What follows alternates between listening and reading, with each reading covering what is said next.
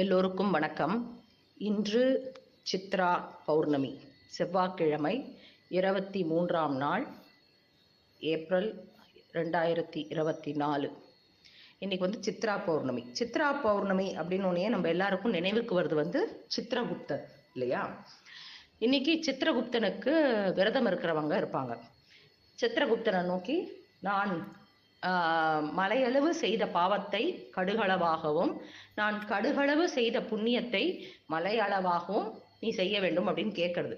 அதுக்கு அர்த்தம் நம்ம செய்யற பாவங்கள், நம்ம பாவத்தை செஞ்சுட்டு சுவாமிகிட்ட போய் சித்திரகுப்தர்கிட்ட போய் அழிச்சு எழுதிருக்கோம்னா எழுத மாட்டார். அது கிடையாது.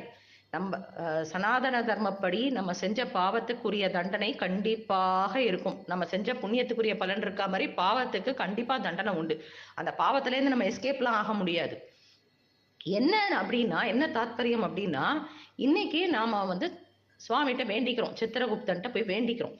அதாவது இனிமே நான் என்னுடைய எண்ணம், என் மனசுல உதிக்கிற எண்ணம் தர்ம செயல்கள், தர்ம காரியங்களுக்காகவும், அதாவது புண்ணிய காரியங்கள் செய்யறதாகவும், தான தர்மங்கள் செய்யறதாகவும், எந்தவித தீய எண்ணங்களும் என் மனசுக்குள்ள வரக்கூடாது. நான் நினைக்கிற எண்ணங்கள் எல்லாமே நற்செயல்களா, நல்ல எண்ணங்களா எனக்கு மனசுல உதிக்கணும். நம்மளுடைய எண்ணங்கள் தான் செயலாறுது இல்லையா? ஸோ அந்த செயல்கள் நல்லதா, கெட்டதா இல்லாம நல்லதா இருக்கணும்னா நல்ல எண்ணங்கள் நம்ம மனசுல உதிக்கணும். அந்த மாதிரி நல்ல எண்ணங்களா உதிக்கணும். இனிமே நான் எந்த பாவ செயல்களும் எனக்கு செய்யற மாதிரி எனக்கு எண்ணங்கள்லாம் வரக்கூடாது. நான் நல்லதையே நினைக்கணும், தர்ம காரியத்திலேயே ஈடுபடணும், நற்செயல்களே செய்யணும். அந்த மாதிரி வேண்டிக்கிறது தான் இதனுடைய தாத்பரியம். அதாவது சித்திரகுப்தனுக்கு இன்னைக்கு ஆக்சுவலா சித்திரகுப்தனுக்கு கையில எழுத்தாணியும் ஒரு நோட் புக்கும் வச்சுட்டு இருப்பார் இல்லையா? அதனால நம்ம இன்னைக்கு சுவாமிக்கு வைக்கும்போது ஒரு நோட் புக்கு, ஒரு பென் வைக்கிறது வழக்கம் வேண்டிக்கும் போது. இன்னைக்கு பௌர்ணமி. அதாவது இது சித்திரகுப்தனுக்கு மட்டும் இல்ல, சிவபெருமானுக்கும் மிக உகந்த நாள். பௌர்ணமினாலே சிவபெருமானுக்கு உகந்த நாள். அதுல இந்த சித்ரா பௌர்ணமியில வரக்கூடிய, சித்திர நட்சத்திரத்துல வரக்கூடிய சித்ரா பௌர்ணமி சிவபெருமானுக்கு மிக உயர்ந்த நாள். சோ இன்னைக்கு நார்மலா என்ன பண்ணுவாங்கன்னா, திருவண்ணாமலையில கிரிவலம் போவாங்க. திருவண்ணாமலையில தான் கிரிவலம் போகணும்னு கிடையாது. அவ ஊர்ல என்ன மலை இருக்கோ அந்த மலை மேல இருக்கிற கோயில், ஏதாவது ஒரு கோயில் இருக்கும் இல்லையா? மலை மேல கோயில் இருக்கிற இதுல நம்ம கிரிவலம் போகலாம். சோ சிவபெருமானுக்கு ரொம்ப உகந்த நாள். சந்திரனுக்கு ரொம்ப உகந்த நாள். ஏன் இன்னைக்கு சந்திரன் பரிபூரணமா, சந்திரன் நல்ல பரிபூரணமா இருக்கிற நாள் இல்லையா? நம்ம மனோகாரகன் அப்படிங்கிறது சந்திரனை தான் சொல்றோம். நம்மளுடைய கவலையா இருக்கட்டும், சஞ்சலமா இருக்கட்டும், நம்மளுக்கு உதிக்கிற எண்ணங்கள் எல்லாமே நம்ம மனசுல உதிக்கிற நம்மளுடைய மனோகாரகன் சந்திரன். அந்த சந்திரனையே நல்ல ஒளிமயமாக்கி தன்னுடைய தலையில வச்சுட்டு இருக்கிறவர் சிவபெருமான். சோ அவர்கிட்ட போய் இன்னைக்கு வேண்டிக்கணும், சிவபெருமானே, நீ சந்திரனையே ஒளிமயமாக்கி உன் தலையில சூடின்னு இருக்க, அந்த மாதிரி என்னுடைய வாழ்வும் நல்ல ஒளிமயமாகணும் அப்படின்னு சந்திரமௌலீஸ்வரரான சிவபெருமான்கிட்ட வேண்டிக்கிற நாள் இன்னைக்கு. சோ சிவபெருமானுக்கு உகந்த நாள், சந்திரன் பரிபூரணமா இருக்கிற நாள், இன்னைக்கு ஒளி பெற்று இருக்கிற நாள், சித்திரகுப்தனுக்கு உகந்த நாள். அது மட்டும் இல்லாம இன்னைக்குதான் சத்யநாராயண பூஜை பண்ணுவாங்க. இந்த சித்ரா பௌர்ணமியில சத்யநாராயண பூஜை பண்றது ரொம்ப விசேஷம். சோ பெருமாளுக்குரிய நாள். எவ்வளவு சுவாமிகள் பாருங்க, எல்லா தெய்வமும் ஒன்றுங்கிற மாதிரி இந்த நாள். இந்த நாள் அம்பிகை சித்திரகுப்தன். முதல்ல சித்திரகுப்தன் யாருன்னு பார்த்தேன்னா, சித்திரகுப்தன்கிறது முதல்ல அவரோட நேம் சித்திரபுத்திரன்கிறது தான். அதாவது பார்வதி தேவி ஓவியம், ஒரு குழந்தையுடைய ஓவியத்தை வரைஞ்சிட்டு இருப்பாங்க. அது அவ்வளவு தத்ரூபமா இருக்கும். அதை பார்த்த சிவபெருமான் சொல்லுவார், இவ்வளவு தத்ரூபமான ஓவியத்தை வரைஞ்சிருக்கியே, எவ்வளவு நன்னா இருக்கே அப்படின்னா, பார்வதி தேவி, ஆமா இது ரொம்ப தத்ரூபமா இருக்கு, இதுக்கு மட்டும் உயிர் இருந்தா எவ்வளவு நன்னா இருக்கும்னு சிவபெருமான் தன்னுடைய மூச்சுக்காற்றை அந்த ஓவியத்து மேல விட்ட உடனே அந்த சித்திரத்திலேந்து உயிர் பெற்று வந்த சிவபெருமானுடைய மூச்சுக்காத்துனால சித்திரத்துக்கு உயிர் வந்த குழந்தைதான் சித்திரபுத்திரன். இப்படியே சித்திரபுத்திரன் இருக்கும் பொழுது பாவ புண்ணிய கணக்குகளை எழுதுறதுல ரொம்ப கஷ்டமா இருக்கும். தனியா பண்றதுக்கு யமதர்மராஜாக்கு கஷ்டமா இருக்கும்போது சிவபெருமான்கிட்ட முறையிடும் போது அவருக்கு அசிஸ்டண்டா இந்த சித்திரபுத்திரனை அவர் அனுப்புவார். இதுதான் சித்திரகுப்தனுடைய வரலாறு. இது சித்திரகுப்தனுக்கு மட்டும் இல்ல, சிவபெருமான், சத்யநாராயண பூஜை, சந்திரன் எல்லாருக்கும் உகந்த நாள் மாதிரி இந்த சித்ரா பௌர்ணமி அம்பாளுக்கு ரொம்ப உகந்த நாள். ஏன் அப்படின்னா, அபிராமி பட்டர் எழுதிய அபிராமி அந்தாதி உருவான நாள் இந்த சித்ரா பௌர்ணமி. அந்த கதையை ஷார்ட்டா சொல்றேன் உங்களுக்கு. திருக்கடையூர்ல அபிராம பட்டர், அதாவது சுப்பிரமணியர்னு பெயர் பெற்ற அபிராம சுப்பிரமணியர் வந்து என்ன பண்ணுவார்னா, அவருடைய வேலை வந்து திருக்கடையூர்ல பஞ்சாங்கம் படிப்பது தான். அந்த காலத்துல பஞ்சாங்கம் படிப்பதுங்கிறது மிக சிறந்த வேலை அது. அதை பண்ணிட்டு இருப்பார். அப்போ வந்து ஒரு நாள் வந்து மன்னர் வந்து அவர்கிட்ட வருவார். இவர் வந்து ரொம்ப அம்பாளுடைய தேஜஸை பார்த்து ரொம்ப ஒளிமயமா இருப்பா அம்பா. அதுல அப்படியே லயிச்சு போயிடுவார் இந்த சுப்பிரமணியர், அபிராமப்பட்டர். ஸோ அந்த இவர் வரும்பொழுது, மன்னர் வரும்போது அவர் கவனிக்க மாட்டார். எல்லாரும் எழுந்து நிற்பாங்க, இவர் எழுந்து நிற்காம உட்காந்துருப்பார். உடனே எல்லாரும் சொல்லுவாங்க, பார்த்தேலாம் மன்னா, எல்லாரும் எழுந்து நிற்கிறோம், ஆனா இவர் மட்டும் எழுந்து நிற்கல. மன்னர் வந்து அவர்கிட்ட போய் கேட்பாரு, இன்னைக்கு என்ன திதின்னு. மன்னர் அப்பதான் வந்து போய் அமாவாசைக்கு திதி கொடுத்துட்டு வந்திருப்பாரு. அன்னைக்கு ஆக்சுவலா திதி வந்து அமாவாசை. ஆனா இவர் வந்து அந்த அம்பாளை பார்த்து, அந்த ஜொலிக்கிற அம்பாளை பார்த்த உடனே அதுல அப்படியே லயிச்சு போய் இன்னைக்கு திதி பௌர்ணமின்னு சொல்லிடுவார். அப்படின்னா இன்னைக்கு வந்து நிலவு தெரியுமான்னு கேட்ட உடனே கண்டிப்பா தெரியும், இன்னைக்கு எப்படி தெரியாம இருக்கும், இவ்வளவு தேஜஸான அம்பாள் இருக்கான், கண்டிப்பா நிலவு வந்து பரிபூர்ணமா தெரியும்னு சொல்லிடுவார். அப்போ வந்து மன்னர் சொல்லிட்டு போவார், நிலவு தெரிஞ்சிருத்துனா ஓகே, நிலவு தெரியலன்னா உனக்கு இன்னைக்கு சிறை சேதம் அப்படின்னு சொல்லிட்டு போயிடுவார். அப்போ வந்து அவர் போன உடனே எல்லாரும் சொல்லுவாங்க, என்ன இப்படி தப்பா சொல்லிட்டாரு, இன்னைக்கு திதி வந்து அமாவாசைன்னு தான் அவருக்கு வந்து ஐயோ நம்ம இப்படி பண்ணிட்டோமேன்னு பயப்பட்டுட்டு அவர் வந்து என்ன பண்ணுவார்னா, அம்பாள் நீ இருக்க எனக்கு என்ன பயம் அப்படின்ட்டு அம்பாள் பேர்ல பாட ஆரம்பிப்பார். அதாவது அபிராமி அந்தாதி.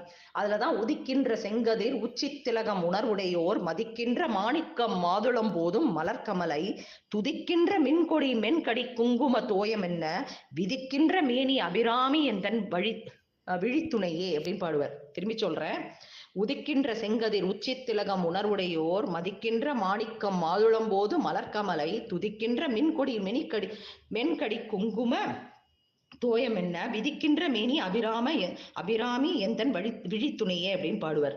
அதாவது அம்பாள் வந்து சிகப்பு கலர்ல அப்படி ஜொலிக்கிற மாதிரி இருக்கிறது பாடுவார். 100 பாடல்கள் பாடி முடிச்சிருவார். அப்பவும் வந்து அந்த இது நிலவு வராததுனால அவருக்கு சிறை சேதம்னு சொல்லிடுவாங்க. அப்பதான் அம்பாள் வந்து தன்னுடைய வைரத்தோடைய போட்ட உடனே பெரிய ரூபமா சந்திரன் உருவெடுக்கும். அப்பதான் இவ்வளவு பக்தி கொண்டவர் ஒரு பஞ்சாங்கம் படிக்கிறவருக்கு அம்பாளே தன்னுடைய தோட போட்டுட்டாளா அப்படின்னு மன்னர் ரொம்ப வியப்பார். அதாவது இதனுடைய தாற்பயம் என்னன்னு பார்த்தோம்னா, தெய்வம் நம்மளுடைய கடமைகளை செஞ்சுட்டு நம்ம எண்ணங்களுக்கெல்லாம் தெய்வம் செய்யணுங்கிற அவசியம் இல்லை. நம்ம வந்து நம்மள நல்லதை நினைச்சா நல்லது கொடுக்கணும், நம்ம என்னெல்லாம் நினைக்கிறோமோ அதை கொடுத்தாதான் தெய்வம்ங்கிறது கிடையாது. தெய்வம் சோதனைகள் கொடுக்கும். சோதனைக்கு பின் தெய்வத்தை பரிபூர்ணமா நம்புறவங்களுக்கு அவனின்றி ஊரணும் அசையாதுங்கிற மாதிரி அவளை வந்து கடைசியா வந்து காப்பாத்துவா. இந்த மாதிரி இதுலயும் பார்த்தேன்னா அபிராமப்பட்டர் அவ்வளவு பக்தரா இருந்தா கூட உடனே அவளுக்கு தூக்கி கொடுத்துடல, சோதனைகள் கொடுத்து கடைசி நேரத்துல காப்பாத்தினவள் வந்து அம்பிகை தான். அப்படி வந்து இதனுடைய வரலாறு. இப்படி பார்த்தேன்னா இந்த நாள் எடுத்துட்டேன்னா இது வந்து இதுக்கு மட்டும் இல்லை, சிவபெருமான் நான் சொன்ன மாதிரி அவ்வளவு விசேஷமான நாள் இன்னைக்கு. சிவபெருமானுக்கு, சந்திரனுக்கு, அம்பிகைக்கு, சத்யநாராயண பூஜை பண்ற பெருமாளுக்கு எல்லாருக்குமே உகந்த நாள். அதே மாதிரி சித்திரகுப்தனுக்கு எல்லாருக்குமே உகந்த நாள். சாயங்கால வேளையில நெய் தீபம் 1 3 5 அந்த மாதிரி எவ்வளவு முடியுமோ அவ்வளவு நெய் தீபம் ஏற்றி ஒரு வாழை இலையில மாங்காய், சித்திரா அன்னங்கள், புளி சாதம், தேங்காய் சாதம், என்ன சாதம் முடியுமோ அந்த சாதம் பண்ணி, பொங்கல், வெண்பொங்கல், சக்கரை பொங்கல் அதெல்லாம் பண்ணி, வெத்தலைப்பாக்கு, பூவெல்லாம் போட்டு, இப்ப நான் சொல்ல போற ஸ்லோகங்கள் இவருக்கு சித்திரகுப்தனுக்குரிய ஸ்லோகங்களை சொல்லி நைவேத்தியம் பண்ணிட்டு சந்திரனையும் பார்த்து நமஸ்காரம் பண்ணிட்டு, சந்திரன் வந்தோன்னா அவரை பார்த்து நமஸ்காரம் பண்ணிட்டு அதுக்கப்புறமா குடும்பமா உட்காந்து நிலாவை பார்த்துட்டு சாப்பிட்றது. இல்ல நிலாவை பார்த்து சாப்பிடணும், இல்ல சந்தோஷமா எல்லாரும் சேர்ந்து உட்காந்து சாப்பிடணும். இதுதான் இதனுடைய ஐதீகம். இந்த ஸ்லோகம் என்னன்னு நான் இப்ப சொல்றேன்.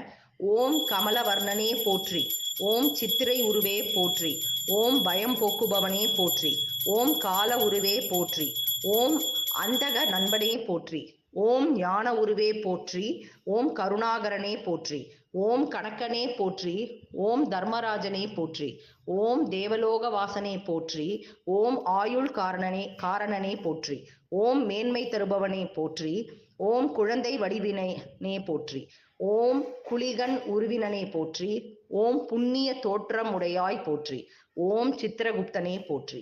இத சொல்லி பூக்கள் சமர்ப்பிச்சு நமஸ்காரம் பண்ணிட்டு சந்திரனையும் நமஸ்காரம் பண்ணிட்டு எடுத்துக்கணும். இந்த அபிராமி அந்தாதிங்கிறது சொல்றது ரொம்ப விசேஷம். சௌந்தரிய லஹரி எப்படியோ, லலிதா சஹஸ்ரநாமம் எப்படியோ அப்படிதான் இந்த அபிராமி அந்தாதியும். இதை சாயங்கால வேளையில விளக்கேற்றிட்டு இதை சொல்லலாம். நான் இப்போ சொன்ன போற்றிகளை எப்போ முடியுமோ எத்தனை வாட்டி வேணாலும் சொல்லி பூக்கள் போடலாம் நாளைக்கு. ஸோ இப்படி எல்லாரும் கொண்டாடுங்கோ. தேங்க்ஸ் ஃபார் வாட்சிங். இன்னைக்கு சித்ரா பௌர்ணமி. இன்னைக்கு மார்னிங் நைவேத்தியம் வந்து அன்னம், நெய் விட்டது, நீர்மோர், பானகம், வெண்பொங்கல், தேங்காய் சட்னி, வாழைப்பழம். மார்னிங் நைவேத்தியம். ஈவினிங் வந்து சித்ரா அன்னம் வந்து நைவேத்தியம் பண்ணி சக்கரை பொங்கல்லாம் நைவேத்தியம் பண்ணுவோம்.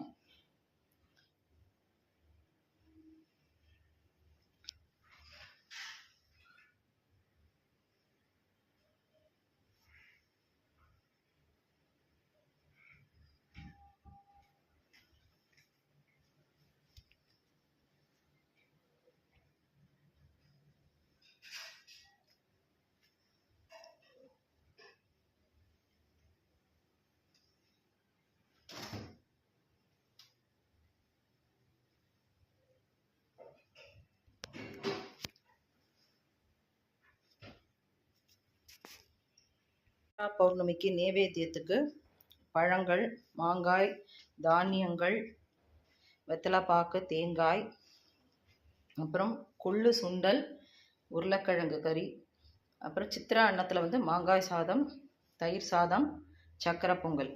இதுதான் சித்ரா பௌர்ணமிக்கு நைவேத்தியம்.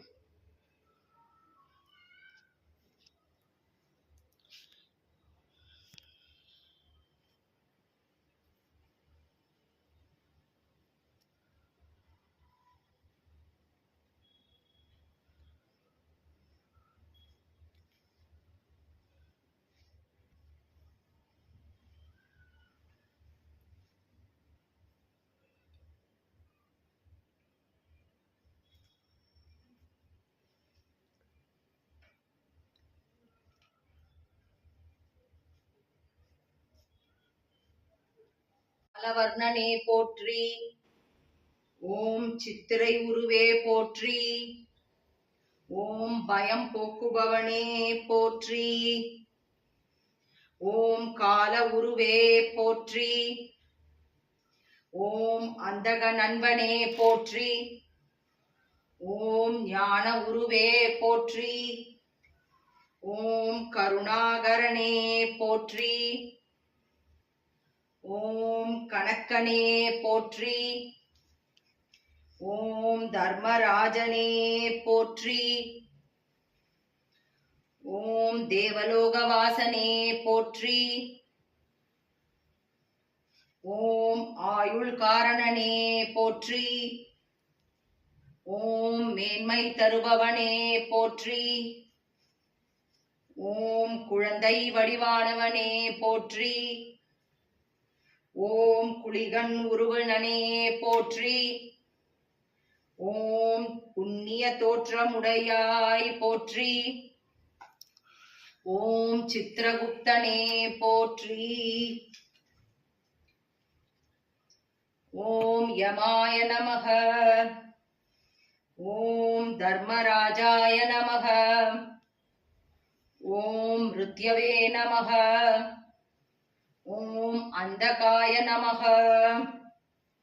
ஓம் வைவஸ்தாய நமக. ஓம் காலாய நமக. ஓம் சர்வபூதக்ஷயாய நமக. ஓம் ஔதும்பராய நமக. ஓம் தத்னாய நமக. ஓம் நீலாய நமக. ஓம் பரமேஷ்டனே நமக. ஓம் சித்ராய நமக. ஓம் ப்ருகோ நமக.